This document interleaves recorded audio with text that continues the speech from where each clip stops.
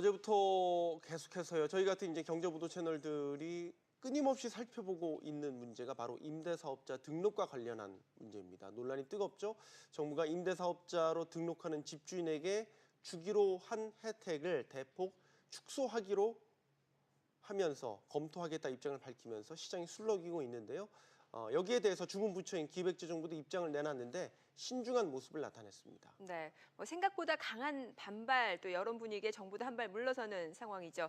자, 과연 이 임대사업자 등록 어떤 방향으로 흘러가게 될지 또 만약에 혜택이 축소된다라면은 부동산 시장에는 구체적으로 어떤 영향을 미치게 될지 전문가와 이야기 나눠보겠습니다. 연정부동산연구소의 조진희 대표입니다. 어서 오세요. 안녕하십니까.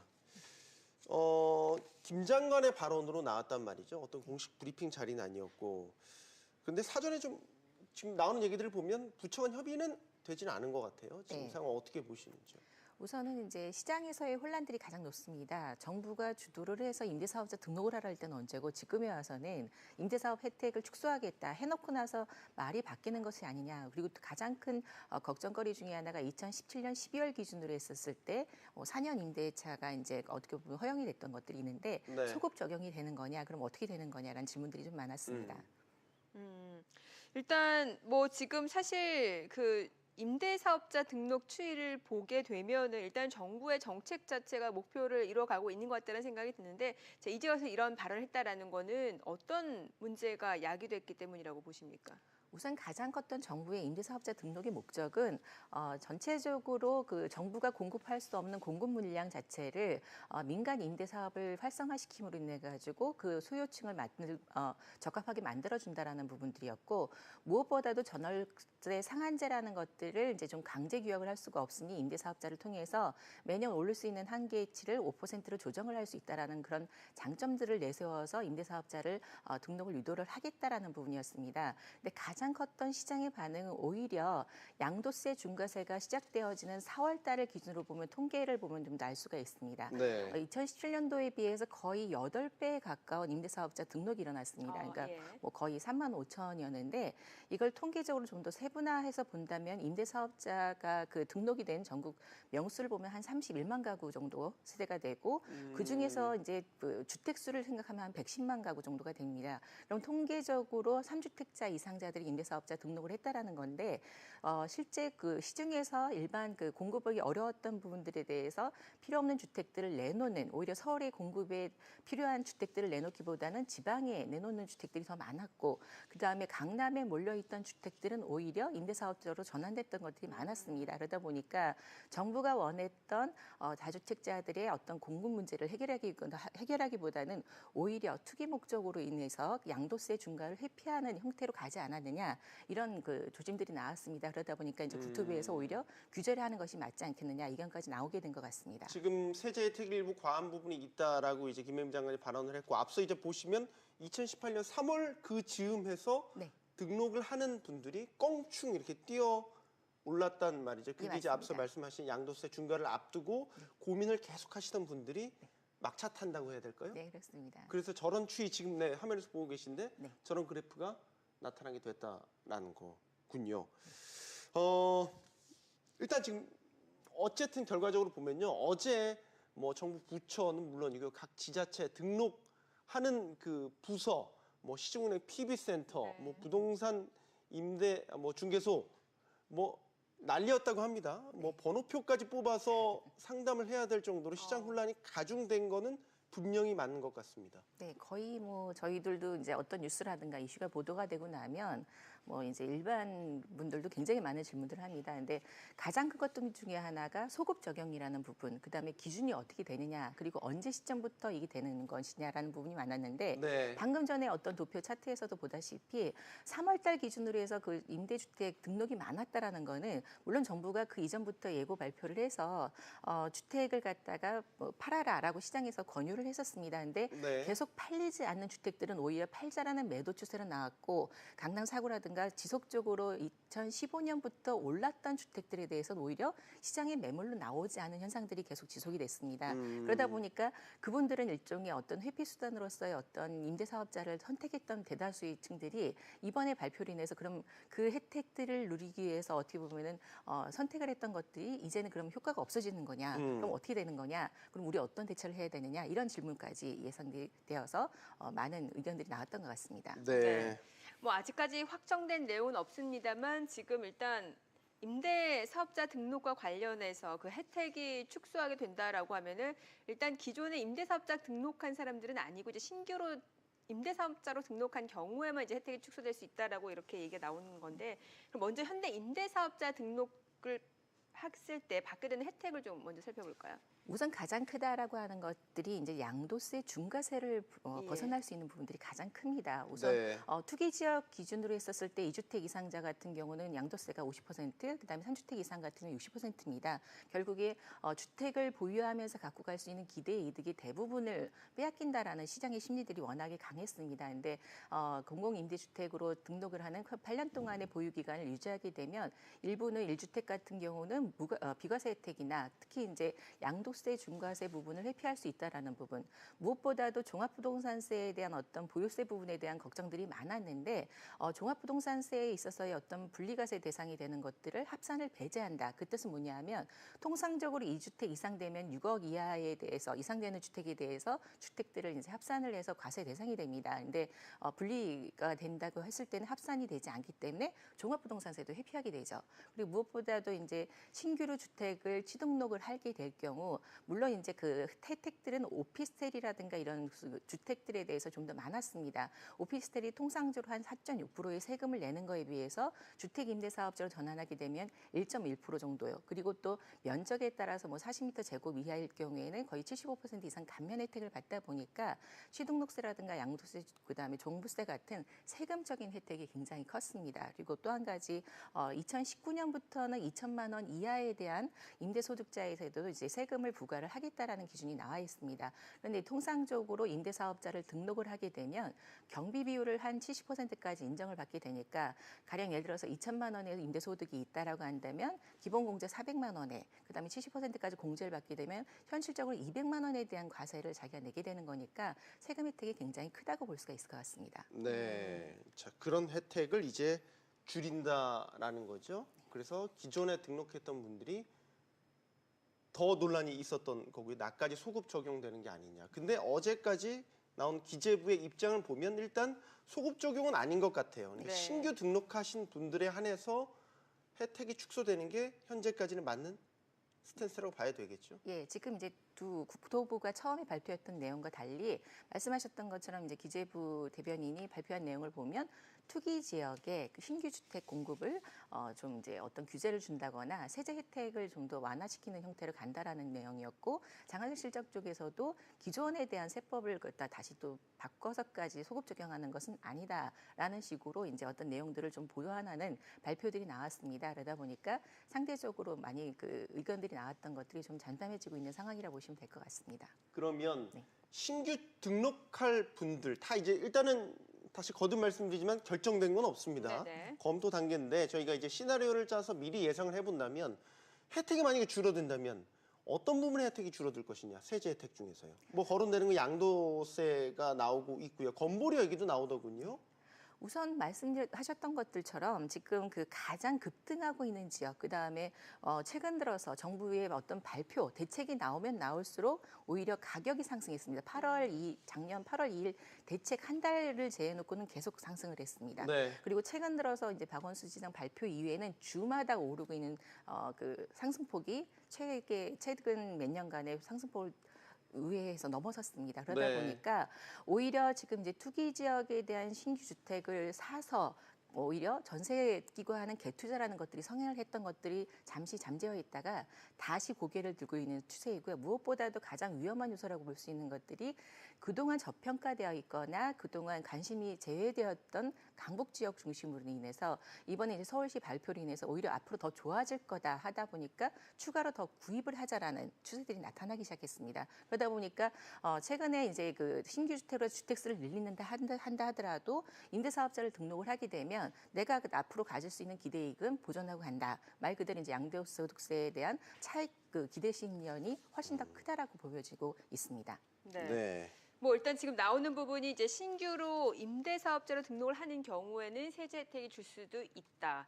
자, 그렇다 보니까 앞서 저희가 기자 리포트에서도 봤다시피 네. 서둘러서, 그러니까 이런 게 확정이 되기 전에 서둘러서 신규로 임대사업자로 등록하겠다라는 사람들도 있습니다만 혜택이 준다라고 하면은 굳이 임대사업자로 등록을 할 필요가 뭐가 있느냐. 버티게 들어가겠다, 버텨보자 이런 분들도 상당히 있는 것 같거든요. 실질적으로 제일 불만이 많았던 것 중에 예. 하나가 2017년 12월 기준으로 해서는 이제 4년까지 어떻게 보면 주택임대사업자를 낼 수 있는 의무 보유 기간이 있었다고 한다면 18년도부터 바뀌고 나서는 선택의 여지가 8년이라는 장기간으로 바뀌었습니다. 그러다 네. 보니까 내가 양도소득세라든가 여러 가지 세제 혜택을 받기 위해서 임대사업자 등록을 한 것인데 이렇게 될 바에는 그럼 차라리 8년 동안 장기로 보유하기 가기보다는 네. 보통 이제 통상적으로 주택 가격이 앞으로 더 오를 수 있을 것이라는 그 통계 기준을 놓고 봤었을 때 짧게는 3년에서 5년까지 바라보는 그런 판단들이 많습니다. 이제 그 근거가 되는 것들 중에 하나가 실제 서울시의 신규 공급량을 놓고 봤었을 때 2016년도부터의 통계량을 보면 거의 4만 가구 정도를 신규 공급을 했었을 때 실제 그 재건축이나 재개발 이주 수요로 인해서 멸실되는 주택 수요가 반 이상이 넘었습니다. 그리고 아파트 신규 공급을 놓고 봤었을 때는 전체 한 4만 가구 중에 1만 가구 정도가 이제 아파트고 나머지 3만 가구 정도는 그 다세대 주택이라든가 이런 소형 주택, 도시형 생활주택 중심으로 되고 말았습니다. 그러다 보니까 대다수가 선호하는 아파트 신규 공급은 점점 없어지고 있고 네. 또 정부가 재건축이나 재개발을 계속 막다 보니까 신규 공급은 점점 없어지는데 그럼 3년이나 5년까지는 계속 아파트 가격, 주택 가격은 오를 것이라 예상이 되면 그때 돼서 내가 기대 실현을 한 번쯤은 해보는 게 맞지 굳이 임대 사업자에서 어떤 세제 혜택이 없는데 8년까지 갖고 갈 필요가 뭐가 있겠느냐? 그럼 임대 사업자 등록 안 하는 것이 맞지 않겠느냐라는 어떤 시장의 의견들이 나오고 있는 상황이라고 보시면 될 것 같습니다. 이렇게 되면 네. 양도소득세 혜택이 많이 줄어든다고 가정을 하면 네. 그리고 8년 장기 보유 해야 되는 그 의무를 지기 싫은 분들은 예를 들어 내가 양도소득세로 물어야 되는 부분들을 미리 집값에 반영해서 호가로 내놓지 않을까, 매물로 내놓지 않을까, 뭐 이런 식의 지금 뭐 부동산 시장이 워낙 지금 뜨겁다 보니까 네. 뭐 이런 걱정도 들게 됩니다.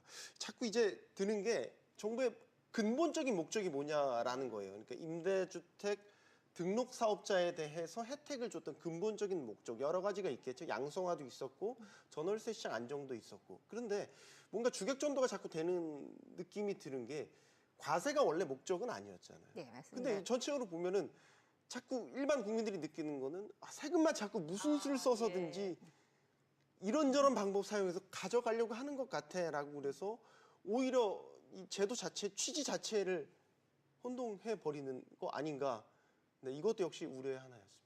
네, 말씀하셨던 것처럼 원래 정부가 발표했던 취지는 정부가 주도해서 공급을 늘리려고 보니 그 한정되어 있는 그 지적 자원 때문에 민간이 좀 더 적극적으로 참여를 해서 전월세 시장을 안정화해서 주거 안정화를 깨야겠다는 목표로 임대사업 등록을 좀 계속 권장을 했습니다. 그렇게 권장을 하다 보니까 많은 분들이 참여를 할 수 있게끔 여러 가지 이제 세제 혜택을 주는 것을 동반을 시켜놨는데 지금 앵커님께서 말씀하신 것처럼 오히려 지금의 방향은 그 투기 목적으로 하는 사람들이 임대사업자를 선택을 했다. 정부는 이렇게 판단을 했기 때문에 그럼 이제 이 세대 혜택들을 줄여서 네. 가겠다라는 식으로 선회를 하다 보니까 그럼 정책을 계속 내놓고 있는 정부의 입장은 그럼 그걸 따라가는 국민의 입장은 도대체 뭐냐라는 거고 저희 같은 전문가라고 하는 분들도 시장에서 굉장히 혼란을 느끼고 있는 것 중에 하나가 최근 몇 년간 그 어떤 전체적인 부동산 흐름을 놓고 봤었을 때 통상적으로 저희가 2018년 정도가 됐었을 때 주택담보대출이 원리금 상환 시점이 돌아오고 특히 금리 인상이 예고가 되고 있었습니다. 그러다 보면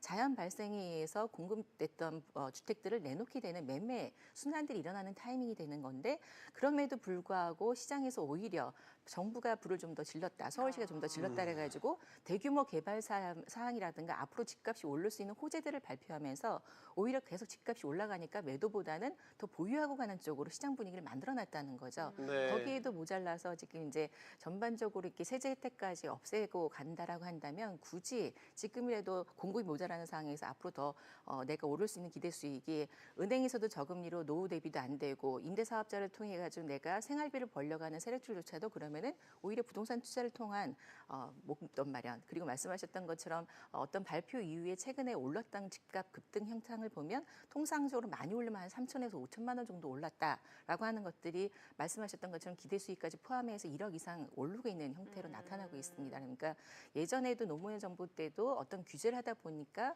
집값 폭등들이 예상치 미래 가격까지 예상을 해서 가격이 올라왔던 것처럼 지금은 매수보다는 매도 우위 시장으로 전환이 됐다라는 것이 가장 큰 위험 요소가 아닐까 보고 있습니다. 네.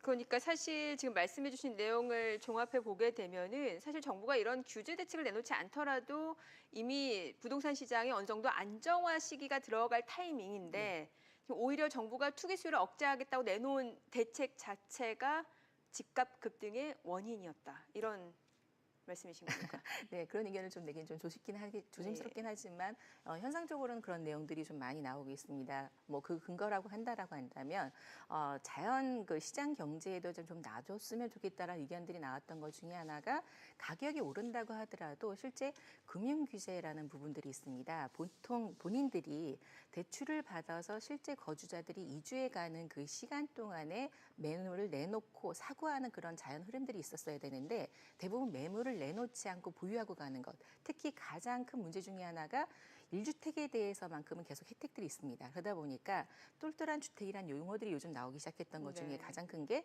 괜찮은 집을 하나 말 그대로 그 LTV 적용되는 것들이 거의 70% 이상 됐습니다. 그러면 30%의 자본만 있으면 강남에 있는 주택을 살 수 있는 시기가 생겨났습니다. 그러다 보니까 그 주택을 매도하기보다는 그 주택은 전세로다가 활용을 해서 보유를 하고 있고 본인은 전세 자금을 대출을 받아서 살 수 있는 그런 상황들이 발생이 됐습니다. 그래서 최근 들어서 이런 그 전세 자금 대출에 대한 어떤 편법성을 규제하기 위해서도 그런 규제를 내놓겠다라고 하다가 이제 바로 그 내용도 없어졌던 사례가 되는데요. 그러다 보니까 실제 주택을 그 전세를 활용을 해서 재테크 활용으로서 가장 좋은 수단 그리고 금리 저금리 상태에서 그다음에 최근 들어서의 어떤 그 전매 제도가 또 활성화될 수 있는 그런 어떤 규제가 해제가 있었기 때문에 많은 시장 유동 자금들이 있는 상태에서 공급은 계속 어려워지고 그러다 보니까 앞으로 더 이제 시장 하락세는 굉장히 많이 올라와 있다고 봅니다. 그래서 조금만 더 버티면 내가 내는 세금보다는 오히려 더 많은 돈을 갖고 갈 수 있고 오히려 이런 것들이 더 정확한 노후 대비가 되지 않겠느냐라는 시장의 반응도 한 번쯤은 생각해 주셨으면 합니다. 기대 수익이 네. 높군요, 그러니까 여전히. 대한민국 사람들의 부동산 사랑을 절대로 간과해서는 안 될 것 같아요. 그러게요. 모든 예. 정책의 기저에는 그걸 고려해야 될 것 같은데 네. 저희가 연인 사이를 봐도 너무 집착하면 좀 싫잖아요. 그러니까 쿨하다고 얘기하죠. 우리 정부가 이럴 때 좀 쿨하게 뭔가 전문가 사이에 그런 얘기 하실 것 같아서 드린 질문이에요. 예, 오히려 저희가 똑같은 얘기를 했습니다. 투기 지역으로 지정이 되면 집값이 오른다라는 얘기가 나올 그러니까 이런 정도로 역설이 계속해서 예, 나타나고 있는데 네, 맞습니다. 더 자꾸 지려고만 하니까 더 빠져나가려는 세력들이 더 많이 네. 그렇습니다. 그러니까 정책을 말씀을 할 때 저희가 이제 좀 당부를 좀 하고 싶은 것 중에 하나가 너무 많은 정책들이 솔직히 나왔습니다.